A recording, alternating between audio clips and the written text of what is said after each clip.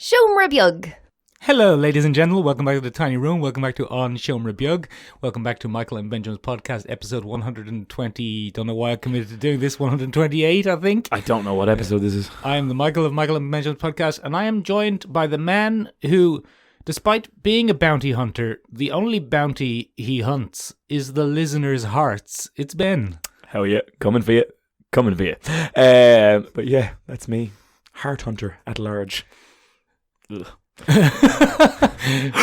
Theme music for the podcast. We don't actually have anything music.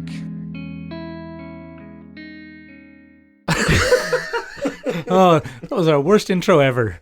Benjamin, speaking of bounty hunting, you've been watching The Mandalorian. Well, I haven't actually, Michael, as you know. I've watched the first 2 episodes, and I'm going to go home straight after this, Michael. Sit down in front of the television. No, you're not. You're going to go to America. I'm going to go to... Sorry. Yeah. As you know, Michael, straight after this, I'm going to the airport to begin my battle with the American import authorities all over again. Yeah, very good. And I'm going to go over there, back to the motel room that we watched the first 2 episodes in last week. And I've let them keep the room for me. We were in our underpants. We were in our underpants. We had a pizza. You and Shane are not going to be there this time. No. You don't have that kind of funding. Yeah. I have specifically set aside a Mandalorian fund since I was 10 years old, and I have just about enough money to make the whole series work. Fundalorian. Very good. Very good. Mandafundalor. No, not as good. You were pretty close, though. We've been watching it again, Michael, and... you went to America a little bit earlier than I did. I did. I saw episode 3. You've seen episode 3. Very good. Of course it is. What happens in episode 3, Michael? Give me the beats. No, look, I'm not going to spoil it because it's only out yesterday. Pad of spoilers then. It's an action episode and a moral choice episode. You know what's going to happen. I'm already into it. You know, there's no surprises in this, Ben. I'm already into it. But it's very good.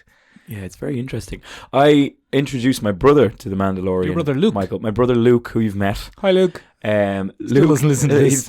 He might listen to this though, because okay, he did listen to the Mandalorian section on the last 2 episodes. Did he? Big Star Wars fan. He's a huge Star Wars fan. A very unusual fact about my brother Michael, who is the least nerdy of nerds. Yeah. In fact, not nerdy at all. Huge Star Wars fan because my uncle gave him. The original VHS collection of the original Star Wars in a big holographic box. Like it was a real special edition that my uncle bought back in the 80s, I think. Oh, very good. And he gave it to my brother. Mm-hmm. And my brother watched the original trilogy religiously. Absolutely loved it.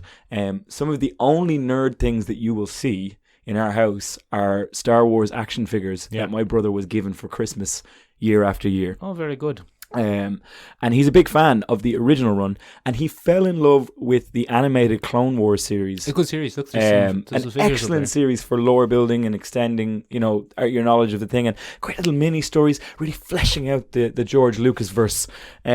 And he absolutely loved it, and he kind of gave up after that because he didn't find that anything scratched his original trilogy itch. Not even like the remake of A New Hope, The Force Awakens. No, he didn't enjoy that at all, Michael. My brother would be of the opinion, why the fuck did you do that? Why didn't you just make a new film? Just make a new film. Yeah. Or make another Spider-Man. Rogue One kind of tickled his pickle a little bit. I like Rogue One. Rogue One has that original trilogy aesthetic. Yeah. And that's really what The Mandalorian has as well. It has that original trilogy kind of something. That's a je ne sais quoi. A little je ne sais quoi. And he said... Everybody's dirty.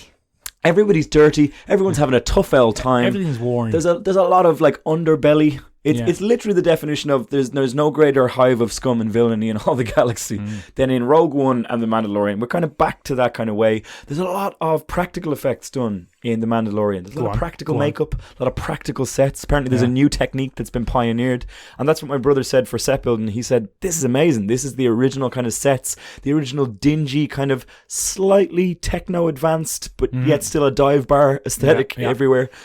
Big blast doors. Everything's made of rocks. Everything's carved and hollowed out of a rock. Yeah. The blast doors look like they could actually take a blast. Or chop a man in half. Yeah. You'd have to use a space Gatling gun to get through them. Yeah. And it was just great for him. And he said, this is like watching the Clone Wars again. And at the end, the credits of the gentleman who directed episode 1 popped up, and it was Dave Filoni. Yeah. And my brother fell in love with The Mandalorian. He's been watching it all week, Michael. Go on. And... It's funny, I downloaded the Clone Wars series because my brother said, oh no, that's great, it's really good at expanding the universe. Just a look, yeah. So I went and had a look at it, and Michael, Darth Maul's in it. He has robot legs. the reason my brother loves it so much is because the head creative director of Clone Wars is Dave Filoni. John Favreau. No, Dave Filoni, Dave the current creative partner of John Favreau.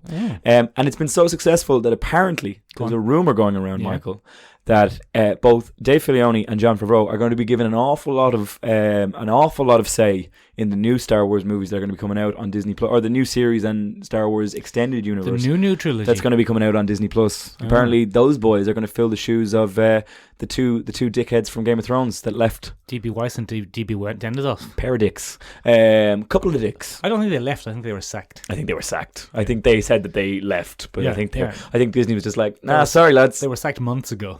Sorry lads. And then they had to wait until they got a Netflix deal so that they could come up with a reason that they were being sacked. Load of shite. It's not you, Ben. It's me. It's not you, Ben. It's me. But it's also Disney saying, no, big big mouse money for you. Why did you make that lady? People named their children after her, and now she's evil. But also, did you hear the latest kind of strange...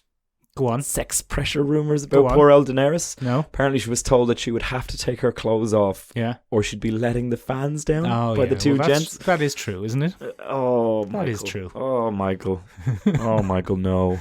But anyway, it's just interesting that Dave Filoni seems to have the Star Wars true line that really makes fans just go, this is Star Wars. Not all fans, This is it. Not all fans. Because you know what, Star Wars fans? Bloody not a very unified bunch. No, very divisive. Mental. Some of them love a Star Wars. Some of them hate almost everything about Star Wars. Some of them love a prequel. Yeah, some of them love a prequel. Some of them love pod racing. They'll watch a film and they'll shout, now this is pod racing. One of the biggest subreddits on Reddit is prequel memes, where they just make memes about the prequels. Complaining about Star Wars. Everything centers around Obi-Wan Kenobi. A lot of Star Wars fans, Ben, mostly focus on complaining about Star Wars. I don't know if us as kind of modern superhero film fans, maybe in 30 years, we'll hate superhero films. I'd say more than likely that will probably happen. Because I noticed this, I don't know if you saw the Instagram post earlier in the week where I was reading some comic books and I noticed they're getting goddamned political. Are they? They're very political, but I think comic books has always been political. And you maybe just, it hasn't been for a while and maybe it's just a resurgence of what comic books were originally used to do. No, I don't think that they haven't been. It's just I think I'm aging and noticing now. Like the bloody Hulk is very much about climate change and climate change denial. Yeah. And he started a bloody cult. There's lots of, he has. He started a cult about climate change. There's lots of representation issues. And I'm thinking, Ben, this is all well and good, but I'm noticing it now. And it's fine. Is it your creeping silver ears? I think it is. But the fact is, I'm fine with it because currently it more or less aligns up with my own political views. But what if, Michael? But what's going to happen in 15 years when it doesn't? I think you're quite a flexible man, Michael, possessed of an unbounded level of enthusiasm. So I'm not certain, Michael, that you won't be the same chipper, happy-go-lucky comics reviewer. Don't know, Ben. In 30 years. We'll have to wait and see on episode 8,622 of the podcast. That's not 30 years. That's not 30 years of weeks. No, we're going to start doing 3 a week, Michael. Still not enough. Did I not tell you that? No, that would only be 600 episodes, wouldn't it? 5 a week? Yeah, all right. 6 every day. 6 every day. 7 Some days a week. 2. Don't worry, listeners. We're not going to do that. Emergency awesome. Emergency awesome. Is that what we're calling our No, that's what the guy's called who does that. Oh, is there a guy that does all that? On YouTube, he does like 6 or 7 videos a day. He's a lunatic. Charlie, I think his name is. That's mental. Oh, it's mad. And with much higher production values than us. And I think he has a job. No. I don't know what's going on. Surely not. I don't know how he does Charlie, it. well done. You absolute workhorse. You absolute workhorse. Anyway, but it's interesting that Dave Filoni and John Favreau seem to have really found a rekindling of the Star Wars spark. Well, what I find is interesting, Ben, is how much we're bloody talking about Star Wars. Sorry. No, I'm not complaining. I'm saying no great Star Wars fans are we. No great Star Wars fans are we. I think that's our catchphrase. I don't think we even reviewed The Last Jedi, did we? I didn't see it. I haven't seen it. Yeah, I think maybe we did review it. I haven't seen it. It's amazing, I think. It says a lot about this show, the TV show, The Mandalorian, that even us no great Star Wars fans... Are we? Though we are. We're talking about the bloody Mandalorian every week. We're big into it, Michael. It's bizarre, We're big isn't into it? Yeah. Especially with the Watchmen going on at the moment. Nobody cares about the Watchmen anymore. I mean, that should have been one of the big events of the year in TV. But do you think there's nothing worse in life than when Disney gets another foothold somewhere and everybody in that industry goes, Oh no. fuck. Oh no. No. No, they've ruined this now. It's not that they've ruined it. They've just made it better than anybody else could They've do. made it better. Like, nobody was expecting their new Star Wars TV series to be fucking great. I think a lot of people were. Oh. I mean, this Mandalorian thing has been brewing for so long, and I also think that this has absorbed some of that TV show that was mooted for many years. What was it going to be called? Star Wars Underworld? I can't remember. I think it was I think that's this, really. But just with Boba Fett in it. Yeah. With Bob O'Flaherty in it. Bob O'Flaherty. Bob O'Flaherty. Noted Mandalorian Bob O'Flaherty. And Baby Yoda. Yoda. Yeah, no, it's good. Baby Yodes. Look, give it a watch. Yeah, look, it's great. Anyway, moving on from there, Michael. Yeah. Segues there. You have the scene of segues. Speaking of too many Spider-Man films, Nice. Ben, what did you think of Charlie's Angels? Do you know what, Michael? That might Yeah, be go the on. best segue Yeah, I know. you've ever had. I know. I've I've done some really good ones. That wasn't great. Michael, initially upon seeing the trailer, Yeah. I thought this could actually be all right. Yeah, looks all right. Looks all right. Yeah, critical reviews are positive. Looks all right. Pretty Yeah. all right. Noted writer Elizabeth Shue was at the helm, and she was going to nail it. Yeah. It was going to be great. And Michael, it turns out, having not seen it, that I may have been wrong. Yeah, no. What do you mean? Well, Michael, it's only gone and flopped. It has flopped completely. It's only gone and flopped. But, Michael. Ben, as I said, critical reviews, the people who have seen it, the 7 or 8 people who've bloody seen it, said it's very good. Have they? Yeah. Okay. It's apparently very good. So the critical reviews are a no. Yeah. Oh no, audience flopped because Yeah. it's just not getting the biz. It's just not getting anyone in. But, Ben, I only heard about it 3 weeks ago or something. Yeah, I and- saw it before a YouTube video Yeah. on a and trailer. There's been no promotion for the damn thing. Patrick Stewart's in it. Patrick Stewart's in it. He plays one of the Boswells, I think. Is there many Boswells? Yeah, that seems to be Are the there idea. multiple Boswells? I think so. Is that his name? Boswell? Bosley? Bosley, I think, is Yeah. his name. But yeah, But I haven't bloody Boswell seen it was either. my father. Call me Bosley. We were going to go and see it, but then we just didn't. We just didn't. We Yeah. forgot about We it. kind of forgot about it because it has no promotion whatsoever. I think one of my favourite things around this lack of promotion, Go on. I think it's also an obscure series for a new generation. I'm not sure Charlie's Angels has the cultural... You see, you're talking about mid-2000s Charlie's Angel. Yeah, Drew Barrymore, Cameron Diaz, Lucy Liu. yeah. Demi Moore. Which should have been better than it was. And then I'd say Chris Claremont probably liked it. Chris Claremont loved it. You know what I'm saying? But that was like an all-star female cast at the time, but it didn't make any cultural footprint. There's no mark of that in history, really. Come on now. Really? People are always doing the finger guns. The That was pose. from the original... Yeah, well, I mean, the new movie didn't really that song. All the women who's independent, throw your hands up at me. Is that a Charlie's Angels song? Literally, the lyrics say, "Charlie's Angels, come on out of it. Let's go and kick that Some skinny bootay. guy in the head." Cool. I had no idea. I missed that sub-lyric. What's the skinny guy's name? Who they kick in the head? He's a weird guy. You know? Ewan McGregor, right? No, it's not Ewan McGregor. He was Marty McFly's dad. Marty McFly's dad. Oh, You know Chris. him. He's weird. Oh, he's a bloody oddball. He's Yeah, he in was American weird. Gods as well. He was weird, but yes, he's in American Gods. He was weird before Joaquin Phoenix was Oh, weird. he's so weird though. He's real weird. Yeah, he was weird before Joaquin Phoenix. Crispin Glover. Crispin Glover, yes. Crispin Glover. Yeah. Did you just think of putting like a glove in a deep fat fryer? Yeah. What do you Crispy do? gloves. Yeah, crispy. Crispy gloves. One of my favorite things in response to this is people are like, "Oh my god, another all-female reboot," and people have had to point out, no, No, Ben, no. that was me, and No, I was no. doing a joke.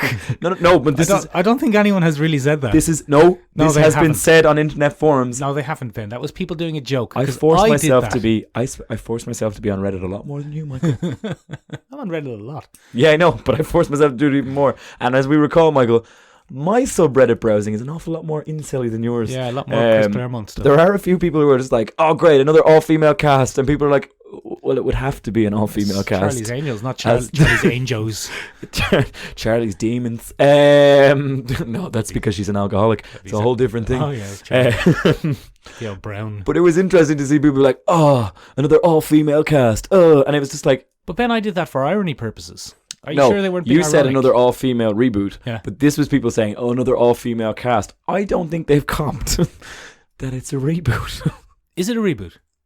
I'm sure it has to be in some form. No, it could just be. I mean, a brand new set of angels. Yeah, it might not be the same characters. Two of the characters I don't really recognize. The only one that I knew in the lineup, or two of the actresses that I recognized, the only one I really recognized is bloody Bella from Twilight. Kristen Stewart. Yeah. She was the only one I recognized. The other two ladies I haven't seen before. Yeah, she does a few more expressions than she's known for. She's kind of one of the most enjoyable things to watch about Kristen Stewart's career is that she's learned to move her facial muscles. Do some more expressions. Yeah, and she's quite good. She's got a good smirk. She's got a pretty solid kind of like sassy smirk. She'd be a good Jean Grey. She'd be a great Jean Grey. Jean.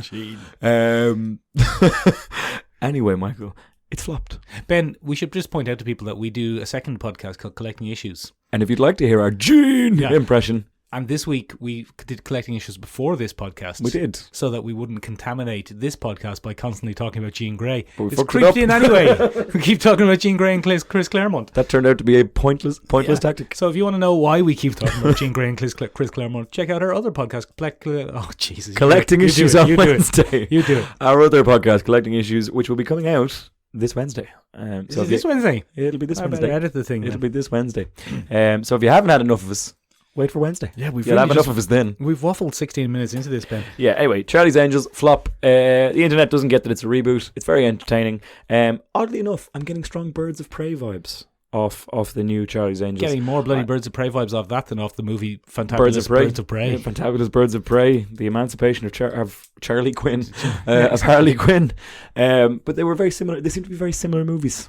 Well, we don't know because we haven't seen either of them. We haven't seen either of them, but we probably will see Birds of Prey, Michael. Yeah. That's very adjacent. What are we seeing this week, Ben? I think we're probably going to try and see Knives Out. What the heck is that? Knives Out is a murder mystery. It's a classic murder mystery. Right, go on. In an El Manor, starring Daniel Craig as a weird southern gentleman. Oh. And it's all about a pretty big murder mystery. It's supposed to be very good, Michael. Oh, good. Very good. So I think we're going to see that this Wednesday, We'll probably Michael. enjoy that. We'll go see that on probably Wednesday. enjoy that. We'll give you a review next week, ladies and gentlemen. Essentially, we're just having a chat now. Ben, are you enjoying the new series of Richard and Mortimer? I actually am, Michael. I'm enjoying this series of Richard and Mortimer. Ben, I'm going to point out that I'm aware that Rick is short for Ricardo. Yes. It is Ricardo. I think it is. But I'm calling him Richard. We're going with a nice British Richard and Mortimer. Richard and Mortimer. Yes. Hello, I'm Pickled Cucumber Richard. Oh, very good, Michael. Yes. Very good. Very posh. Yes, I have been enjoying the new series, Michael. I think I'm enjoying this series more than I enjoyed any of season 3. Oh, season 3 was the bad series. I don't know if it was the bad series. It just wasn't the same. It was too meta. It was very meta, and I think I just want some classic adventures. I just want some classic adventures. Don't make any meta commentary. Yeah. Don't say anything intelligent. Just have fun adventures with me. Yeah, let's have an adventure. Holy shit! When did this become the default? Yeah. So as you said, Michael, episode 1. Yeah. A little jab at the moany fans, the moaners, your people, my people, my folks. The folks that I have to deal with on Reddit all the time. Yeah, Disney. Look, I think Dan Harmon's had enough, and he's just like, look, I'm making this series. You're getting a whole bunch of them. Get the fuck over yourselves. 1 million, I think he's doing, isn't it? Yeah, 1 million episodes, Morty. 1 million. Rick and Morty to the stars, Morty. Yeah, you're breaking the one rule. So breaking the one rule. Has one rule. Breaking the one rule. No Rick and Morty, because our first ever episode was just Rick and Morty impressions for 1 hour. But yes, episode 2 is very good again. We're going back to a classic sad Rick. Good. Would you like some spoilers, or we spoiler free? Let's do some spoilers. So Rick goes off on a solo adventure. Turns out Rick is a shy pooer. All right. So he has his own planet, right, on another dimension, right, where he goes and takes a dump. Oh, okay, it's his peaceful place. It's kind of a shit break. But it turns out, Michael, someone else has found the toilet. Oh no! So he tracks him down. It's an episode where he tracks him down, and Morty has to go off and have kind of a separate adventure. But that's not the focus of the episode, Michael. What we're looking at is Rick, and it's a classic sad Rick. Rick's alone in the universe kind of gig. And why is Rick such a miserable gal? And it's kind of a classic, poor Rick. I'll probably watch it now, Ben, when you leave. You can go watch The good. Mandalorian. You go to America and watch The Mandalorian, and I'll watch Rick and Morty here on legal terrestrial television. Congrats. Thank you. E4, I believe, is the channel doing the up-to-date Rick episodes. Yeah. Anyway, that was it for us, Michael. Ben, speaking of bloody obscurity. Go on. You found yourself down a rabbit hole. Yeah, Michael. Maybe not a rabbit hole, some sort of demonic tunnel to hell. Yeah, big scary flesh rabbit hole. Yeah. That sounds weird. I think you can buy that in Ann Summers. You probably can, can't you? The Flesh Rabbit 5,000. One flesh rabbit hole, please. You won't walk for a week. Yeah. So anyway, I was looking up the Ann Summers catalogue and I decided to put it on YouTube in the background. Yeah. I found myself going down a rabbit hole, Michael. Ann Summers, for our international listeners, is I forgot about that. Ann Summers is kind of a very tame, high street, sexy lingerie shop. It's like a demure British lady's Victoria's Secret. With toys. No, Ann Summers is a bit more Raunchy. fetishy, raunchy than Victoria's Secret. Oh, okay. Yeah, but anyway, look, you can get sex toys there. That's the joke. That's the joke. That's the crux of the joke. And very often there's a type of vibrator called the rabbit. Yeah, and you can get a sex toy there. And they're not themed around demonic hellscapes.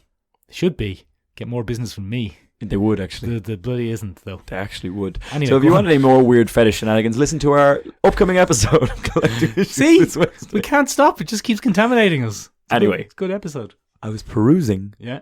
the internets, the interwebs, For Ann Summers. and I found myself Yeah. watching a video about how great Bloodborne is. Right. And I went, I don't play video games. You don't. I've seen you. You've got 2 left thumbs. 2 left thumbs and a spare one for good measure. And I found myself taking a wander down the old YouTube rabbit hole. It grows out of this one. Look, there it is there. Oh, yeah. And I went down a lore hole. Oh, God. Which is just a strong sentiment.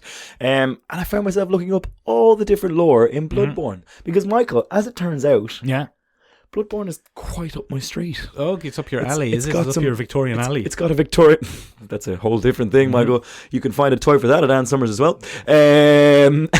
And it's right up my street, Michael. It's got a strong Victorian aesthetic and theme. It's got some monsters. Well, Ben, just first of all, tell us what the hell is Bloodborne? So Bloodborne is a 2015 video game, Michael. Yeah. From which studio? You're going to have to help me here. From Studios. From Studios. Yeah. Is that what it's called? Oh, amazing. From Studios. Yeah, no, from Studios. From Studios. Yeah. From Squared Studios. Yeah. And it's basically a kind of From traditional software, not from Studios. third From software. From software. It's it's a non-traditional or I suppose a revamped RPG style. No, I have that wrong. Okay, I'm gonna. You're gonna have to help me Ben. here because my video game lexicon is poor to middling at best. Bloodborne Yes. is from the genre of games, Ben, which are most commonly called Souls-like, Okay.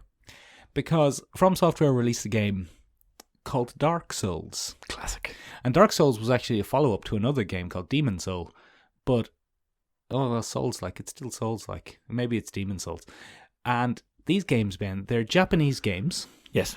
They're produced by Japanese companies. Quite important. With quite a lot of Japanese sensibilities. Yes. And they are role-playing games, generally. Mm-hmm. And what they're famous for, Ben, is being brutally hard and unforgiving.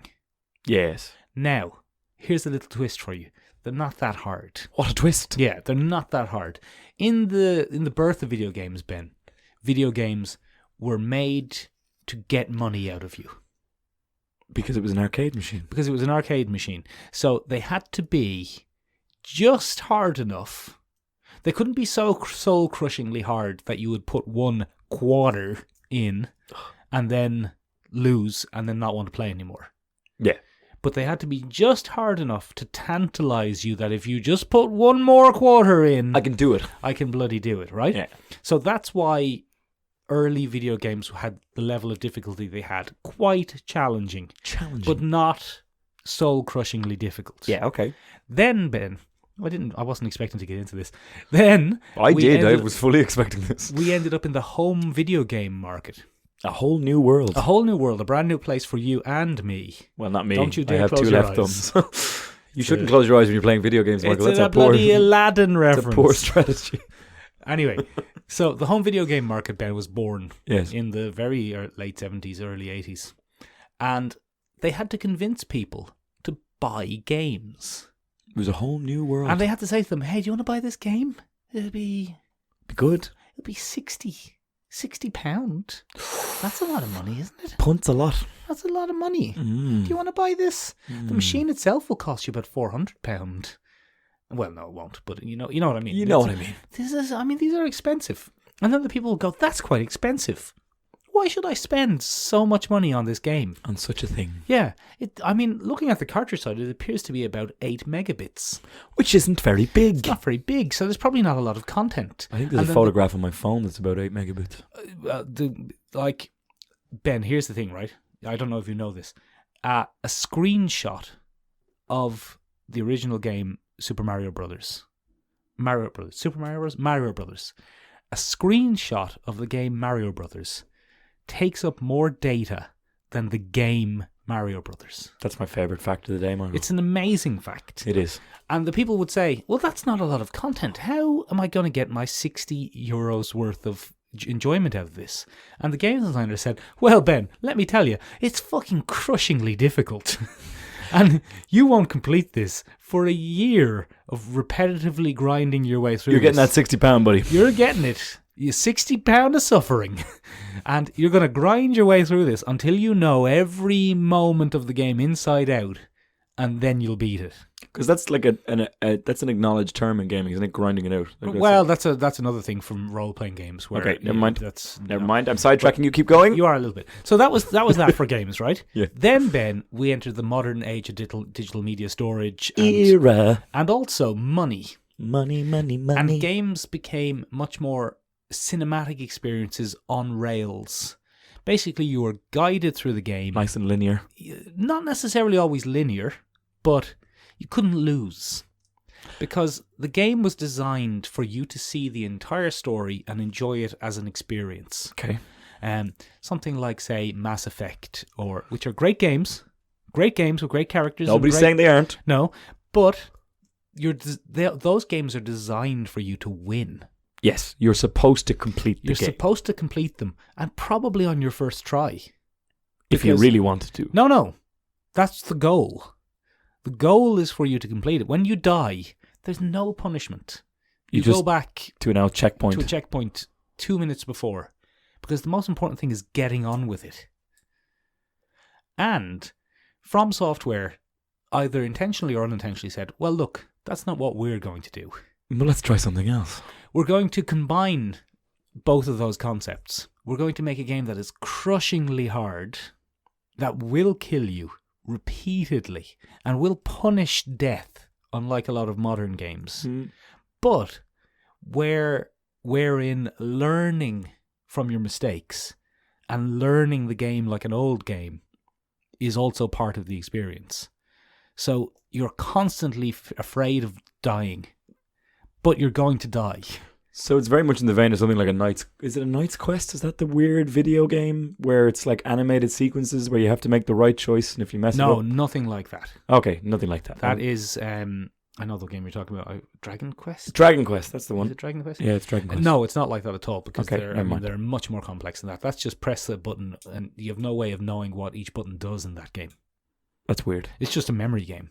That's weird. It's just learning a memory. It's a memory and reaction game. That's all that is. But these games are incredible games. Have you played them, Michael? I haven't played Bloodborne because I don't have a PlayStation.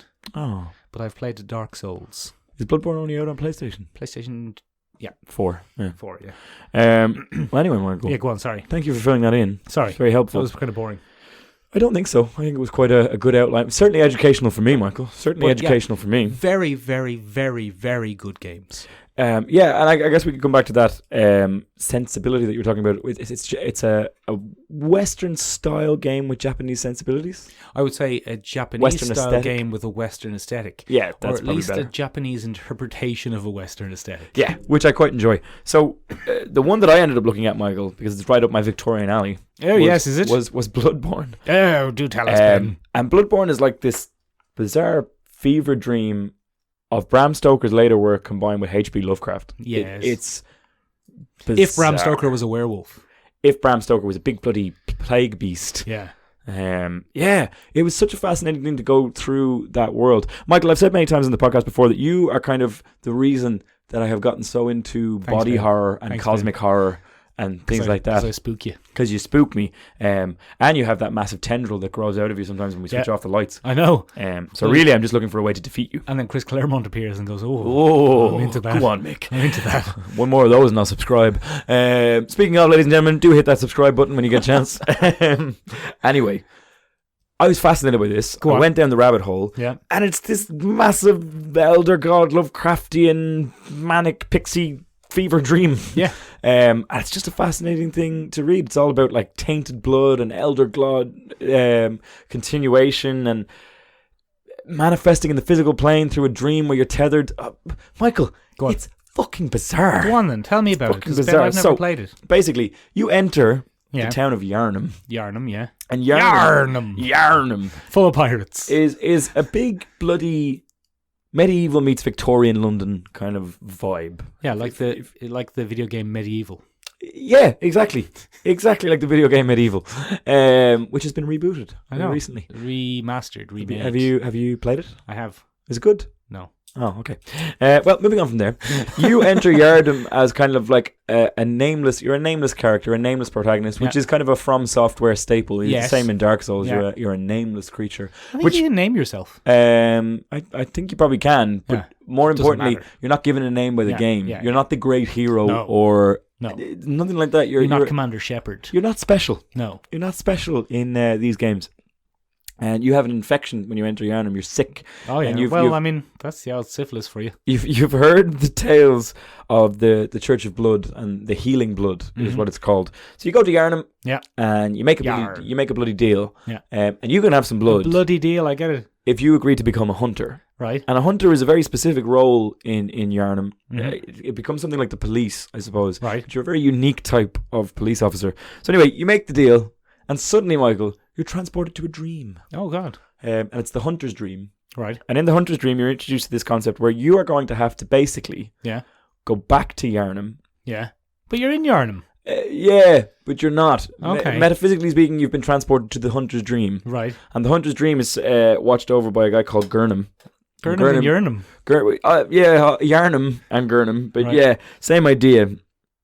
And Gurman is the original hunter. Right. And so he decides to send you back, and you have to hunt down the beasts. And the beasts are, well, we don't really know what causes the beasts at the beginning of the game, Michael. But as it turns out, it's only the bloody blood, Michael. I knew it was the blood. It's only That's the bloody what you've been getting the whole time. It's only the bloody blood, Michael.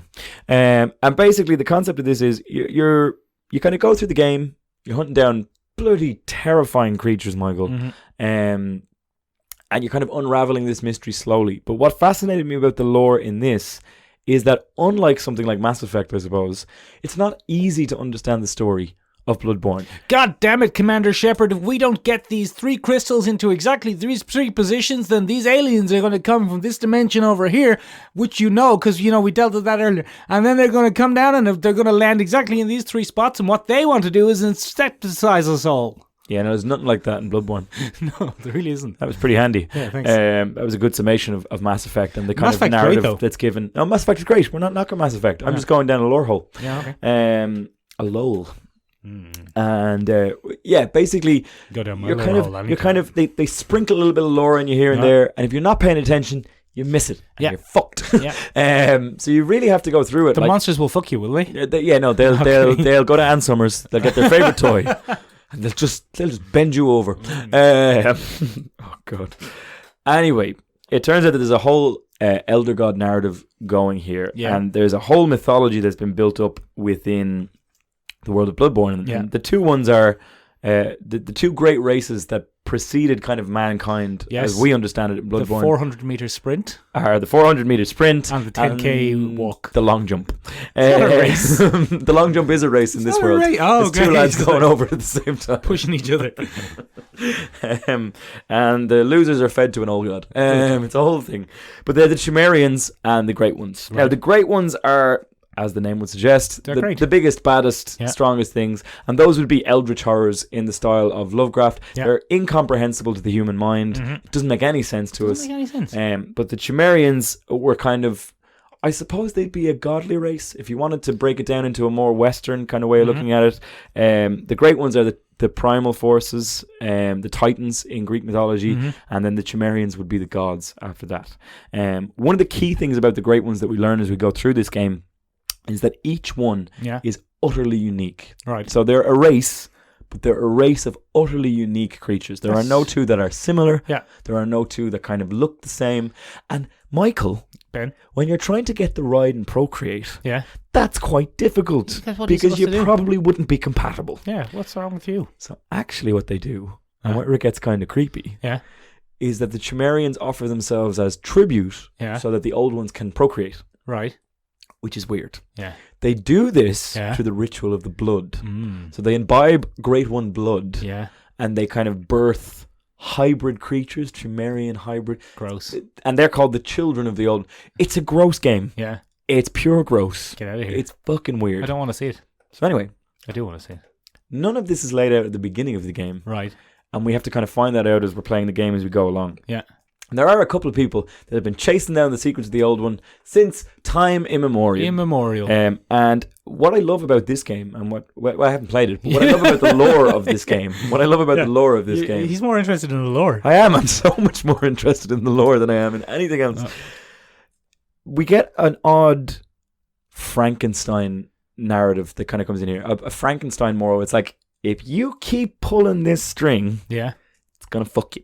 Oh, classic. If you keep pushing the boundaries of what we're supposed to be at, it's gonna fuck you. Right. And we get a little bit of that. And really the enemy here is bloody scholars. Yeah. No, scholars are the enemy learned. here. The learned. Yeah. Fucking learners. It's like bloody Cambodia all over again. And it sets up that kind of classic thing of you're a hunter and you have to clean up the mess that all these bloody scholars... brainies, specky four all these specky four-eyed chrome dome over here. A bit like when you and me go out on the lash and I say something too fucking learned and I'm about to get my head kicked in, you have to step out and go, oh Christ almighty. Yeah, and I say, I've actually got more qualifications than him, but I'll still beat you up. I'm still going to beat you up. Because you see, you're not insecure about your qualifications. You don't have to wave it about like I do. He's got so many letters after his name, ladies and gentlemen. Ridiculous. But anyway, the place where this was all done, the place where the vaults were found. Oh, wait, you got your master's recently, didn't you? Yeah, no, I did. That's pretty good. The place where we kind of are introduced to all this is underneath a place called Bergenworth. And Bergenworth is a big kind of college town. Hold on a second. So far in this game, we've had three places or three different names called Jürgen, Gergen, and Bergen. Look, this is what Japanese people think Europe is like. I don't know what to Sweden, is it? Jürgen, Gergen, Bergen? Okay. I think it's Germany and Sweden. I think that's the aesthetic that's been going for here. It's a very Brothers Grimm kind of aesthetic. It's a very fairy tale kind of aesthetic as we go along. Horror fairy tale. It's a twisted fairy tale. Yeah. Not like those covers that Scott J. Campbell used to do. Do you yeah, remember J. Scott Campbell, yeah. Bloody they sexy Miss Moffat. Sexy, but, there's not a lot of sexy going on what here. should we call him? Todd McFarlane Oh. did some twisted fairy tale character things where everyone was guts and bellies were stomachs. Yeah, I guess that would be something. Yeah, bellies were stomachs. They call bellies were mouths. It's quite... Anyway, we're introduced to this thing, and the man who kind of discovered all these things about the Cimmerians and the Great Ones is a guy called Willem. Master Willem is his name. H.P. Lovecraft. And he sets up... Yeah, you could almost look at it like that. Okay. He's kind of like a paragon for that, or a parallel. Not a paragon, a parallel for that. And he's obsessed with awakening mankind. They can't see like the old ones can because their eyes aren't open yet. Now... Classic cult leader. Very important when we look at Willem. He's very against the blood of the elder gods. Right. He doesn't believe in imbibing the blood. He doesn't believe in taking it into the system. He believes that the blood is going to be the ruination of his order. He has a young upstart apprentice. Yeah. Very Star Warsy. Yeah. Called Lawrence. Lawrence. Are there any women in this game? No. Oh, okay. No, it's all men. It's all men and tentacles. All right, good. Not unlike Chris Claremont, who you can hear about. But yeah, so Lawrence goes off and does his own thing, and he's a big fan of the blood. Oh. He's like, "Oh, you put that in your gob, and I'm going to drink some of this, and you get that into you there." Yeah. And he goes off to Yarnum. He leaves. He leaves Bergenworth. Right. And he goes off to Yarnum. Yeah. And in Yarnum, he establishes the Church of the Blood. Okay. And the Church of the Blood is split into 3 like distinct categories. We have the Ministers of Blood. Yeah. And they're the ones that kind of heal people by giving them blood. So it is a very direct Christian parallel in that concept of Body of Christ. body of Christ, the blood and body of Christ. Yeah. And that's what they're doing. Right. Except this actually works. Except this is real. Except this is real within the world of the game. Yeah. And it does heal people. Unfortunately, Michael. Turns into Boogly Wooglies. Turns into Boogly Wooglies. Not all of them. Right. Some people become Boogly Wooglies. Yeah. But most people end up becoming Boogly Wooglies. Yeah, okay. And it becomes known as the Plague of Beasts, Michael. And if you enjoy something like the Plague of Beasts, you should check out Headlopper, which is on another one of our videos. It's called the Plague of Beasts. It's called the Plague of Beasts. But this becomes known as the Plague of Beasts. So what they do in the Church of Blood is they set up 3 distinct wings. 3 wings, yeah. Of the thing. And one, and the most important one for us in terms of the character that we play, is the Hunters. Yeah. The Hunters Workshop. And they become kind of the secret order that polices the military police. The old bad blood. Yeah, you could look at it like that. It's like the Inquisition, I suppose. They go around hunting for witches, and they find them, they bloody dispatch them. Good. And Gurnham becomes a huge character here. Gurman becomes a huge character because he abandons the old armor, because armor is no good when you're fighting monsters. You need a quickie, slashy, agility kind of leaping around kind of gig. So he abandons all that, and he becomes this whole. He develops this whole church, and they do it in the shadows. Michael, it's very important. He looks quite whatever you can end up looking whatever you want to look like, because you can get different pieces of armor, I assume. Yeah. But from what I've seen, you end up looking a bit like the other famous character. Is that where you were going? No, you go ahead. You look a bit like Robert E. Howard's other slightly less famous character than Conan, whose name has completely escaped me as well. Completely gone. Is he the witch finder? The witch guy. Is it the witch guy? The witch. You spin. I'll spin my wheels and you look it up. I'm gonna figure it out. But anyway, Solomon Kane. Yeah, you do look very like Solomon Kane. And anyway, Michael. They get divided into 3 distinct chapters. You have the Hunters, the Choir, and then you have the School of Menses. Oh. Okay. Now, turns out... Is that people on their period? Spoilers for the game. No. Probably should be, though. Bloodborne. Oh, God. There's no women in it. There's 2. One's a nun and one's a whore. Oh, well, there you go. Not my choice of words. The game calls her the whore. Did Chris Claremont write this? I think so. All right, keep going. He was a consultant. Anyway, the School of Menses, turns out they're the bad eggs. Oh, I knew they were the bad eggs. They're the bloody scholars, and they keep pushing stuff that they're not supposed to push. Spiky 4 eyes. So anyway, all of these people want to ascend. They want to be like the Great Ones. The Great Ones have left this plane of existence. Classic Great Some ones. of them have left behind. And when you fight the big bosses, those are the ones that have been left behind. You end up taking on Great Ones. And it's so obscure, Michael, because every time you finish, your kind of resting place, your safe place in the game is the dream of the hunter. Okay. And you go back to that weird ethereal realm, and it's just weird. It's just kind of classic, obscure Japanese storytelling where it's just like, what is this? What's going on? What am I doing? Why? Someone loudly shout, what's going on? Why is there a mechanical lady cradling a slug? Yeah. Why? What's that about? What's that about? Do Japanese people think that all Westerners carry scythes? I think they might. I think they might. Is that something they think we do? Dark Souls is you've never played Dark Souls. I haven't played any of these games. Dark Souls is not unlike that. Yeah. I mean, one thing about Dark Souls is you could complete Dark Souls 7 or 8 times and still have not even the faintest idea of what's going on. Like, not a clue. Like, you're going, who's this? Why am I killing this? Why is he crying?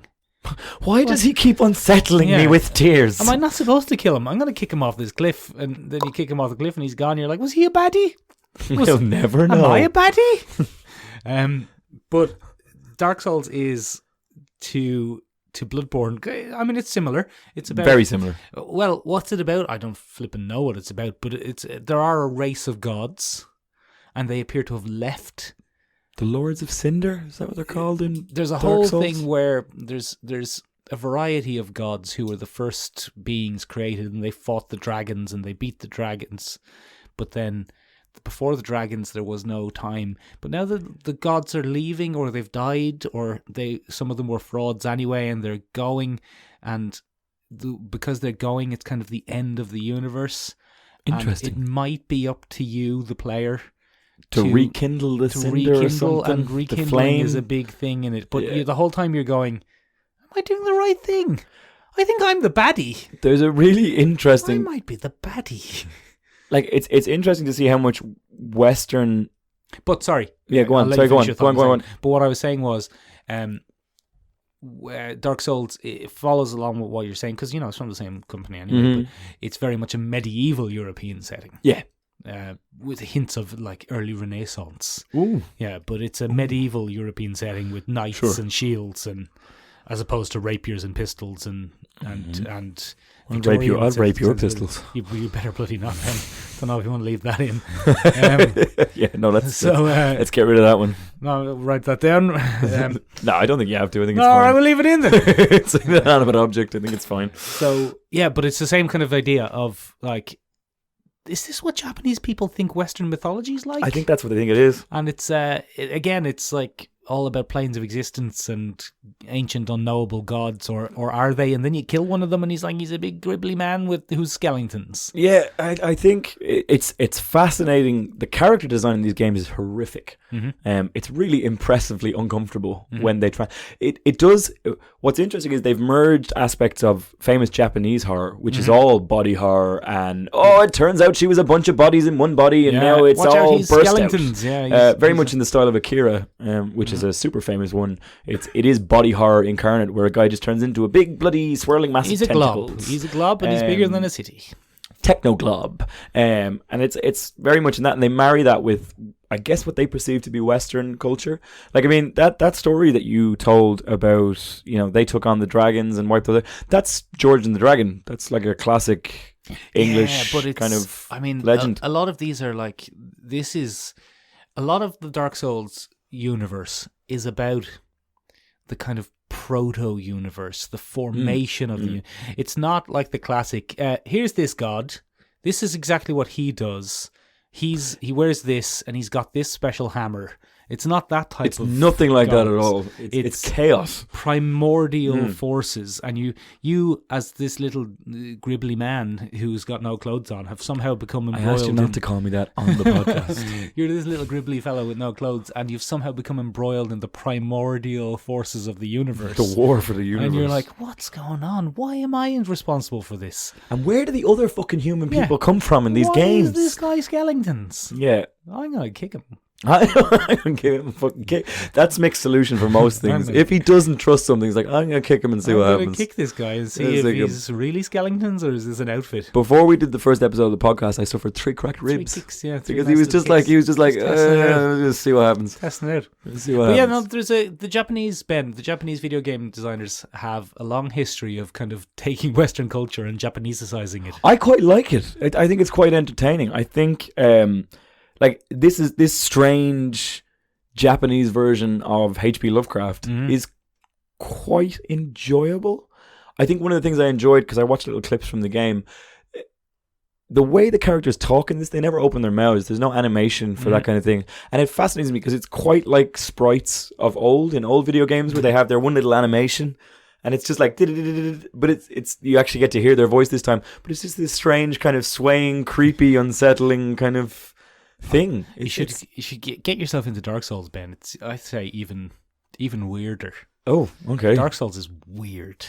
It's a weird game, and you're like, what's Lordaeron? No, is that Warcraft? That might be Warcraft. I couldn't tell you. Warcraft, funnily enough, has a lot of the same concepts that you were talking about, but that's a very Western thing. Okay. So it does have titans and old gods, but the titans are these fellas in big armor, and they're the size of a planet. And big lads. And they've got a book. They're holding a book. They're holding a book, and it's shiny. And big shiny book. It's all very clear what's going on. Anyway, yeah. The classic one is, of course, Castlevania. Castlevania, which is one that we wanted to cover a bit more. I think we might have to do a part 2 on this one, Michael. Very quickly. Castlevania is probably the progenitor, like progenitor of Japanese weird castle games, doing Western castles, medieval Japanese toughies. Like, it's weird with very little explanation for things. It is the classic. If you haven't played Castlevania, where have you been? Yeah, what are you doing? Castlevania's been out for a decade. And the rest, what was it, 30 years now? 30 years? Castlevania will be coming up to 40 soon, I think. No way. Castlevania is pretty old, the original Nintendo Entertainment System. Madness. Yeah. And that follows Well, it depends on which one you play, I suppose. Sometimes it follows the Belmonts, and sometimes it follows Dracula, and sometimes Dracula's all right, and sometimes Dracula's son's a bit of a dick, and then No, Dracula's son is often the protagonist. he's all. Yeah, that's what I mean. Like sometimes he's okay, and some Alucard, fucking keen writing there, lads. Well, then if you had a son, his name would be Neb. Neb, and yours would be Kim. Kim. Not as funny. Kim and Neb. Kim and Neb. In about 30 years' time, Yeah. this will become the Kim and Neb podcast. Oh, 'cause no. We'll have to retire, Michael. We'll have gone mad. No, We'll have gone mad. From all the eldritch horror. All the eldritch blood we've absorbed over the years. But yeah, Castlevania is kind of the big one, and Castlevania has a huge cultural footprint. Like that's made such an impact on the world. But because it's, a Japanese interpretation of Western kind of horror, means they just stick everything in there. Just have a little bit of everything. There's Frankenstein. For some reason, there's a Medusa in Dracula's castle. There For is. some reason, there's a death in Dracula's castle. There is a wonderful Bizarre Collider video where a guy ranks every Castlevania monster from sexiest to least sexy. Oh yeah, who's sexiest? It's Probably the just succubus.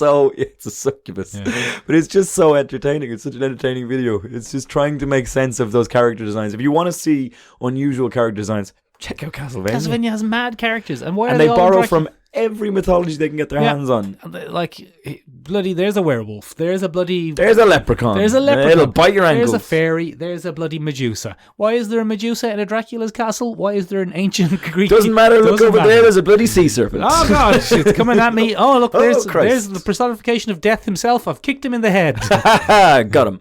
They're very into whips as well. Chris Claremont secretly wrote Castlevania. Yeah, but in whatchamacallit, in Castlevania, the good guys have whips. Yeah, the good guys have whips. And they don't use them for sexually suggestive. And the bad guys have an elf sword. Yeah. Alucard, though, the best game, Ben, undoubtedly the best game, because, look, you're not going to play it anyway, but undoubtedly the best game in the Castlevania series is Castlevania Symphony of the Night. Symphony of the Night. On PlayStation. So good, in fact, that basically every game after it was called something like Castlevania, Harmony of the Evening, Castlevania, Rhapsody of the Tune of Dawn. the Afternoon. That's actually quite good. Castlevania, Tune of the Afternoon, where Dracula has a jaunty little whistle along this castle. There's also an anime series that's been made out of it by Netflix. Not bad. Bit obscure. Granty Morrison wrote it, didn't he? Granty M. Yeah. Oh, wee old Granty M. But he, being European... Yeah, he's made it a lot more European than it needs to be. There's no Medusas in it. No, it's not as Where's weird. Where's the Medusas? Why is there no Minotaur? It's not as weird. It's very funny, though. Like, there's a good bit of banter between Alucard and Trevor Belmont. And, yeah, quite enjoyed it. Yeah, you should definitely call your first son Neb. And you're going to have to call yours Kim. We've decided. And then Neb will come to like your castle and kick you in the head. I probably deserve it at that point. I'd be a right old prick of an old man. I can't wait. Ladies and gentlemen, do you think I'll be a right old prick of an old man? I like the Shining Force games. You ever play those? What are those? Shining Force were a series of games by Team Sonic, later Team Camelot, and they were kind of based on Western mythology. So you were knights and mages and the likes. You would have a little army and you would fight to save the kingdom from the evil. And you'd have some centaurs and some birdmen but all very kind of medieval European looking gear, but mad Japanese sensibilities. Nice. Yeah, no, that sounds good. It's a good series. Sounds enjoyable. I mean, it went downhill. We're talking bloody Sega Mega Drive and Sega Saturn era here, Ben. Outside my time, Michael. Outside my time. Ladies and gentlemen. Pre-Colopy. Is that the new standard of the podcast? PC? Mm-hmm. Yeah, PC. Okay. Fair enough. I'm on board. But, ladies and gentlemen, have any of you ever played a video game? I'm sure you have. Do you find the adaptation of Western mythology within Japanese culture to be fascinating or just a bit bloody odd? Are they reverse weebs? Are they reverse? I think they are. I don't know what you'd even call those. Boo. Ayaboos? No, I did, because backwards. Boo. Are they a bunch of boos? Or is it good crack? Do you find the Dark Souls games, the Bloodborns, endlessly vexing and frustrating and just altogether odd? What's the creepiest thing that you found in Bloodborne or Dark Souls? Which one gives you the most night terrors? If you could let us know, that would be great. We didn't really get to finish this week. We might come back to this at another point and really delve into that mythology, but it was good crack. I enjoyed going down my YouTube hole this week. Right, ladies and gentlemen, if you want to get in touch with us, what can they do? and give us a little bit of a heads up on what we should cover next, you can find us on seomrabeag.com, seomrabeag.com. Means tidy room in Irish. It does indeed. If you're a more social media savvy kind of guy or girl, give us a shout on Instagram. We are there under my Sean Rabeag now. We've changed the name, Sean Rabeag. So if you want to find us there. We are always looking for new ideas, new content, ladies and gentlemen. If you are listening to us on Spotify, give us an L follow. Give us a follow on Spotify. If you're listening to us on Apple Podcasts, give us an L review. What are you doing? Yeah. We'd love a review. And if you're watching us on the Tube of You, do give us an like and subscribe. Yeah. It would be tell a mate. Tell a pal. Ladies and gentlemen, if you really want to help out the podcast, if you really enjoy this, tell a pal. What's wrong with you? We're not going to be an international sensation anytime soon, but if you spread it through word of mouth and just say, look, there's a pair of dopes. They do a podcast. It's in a very small room. Tiny room. Give it a listen. Give it a listen. Ladies and gentlemen, I'm off to Ann Summers. Bye. Very good.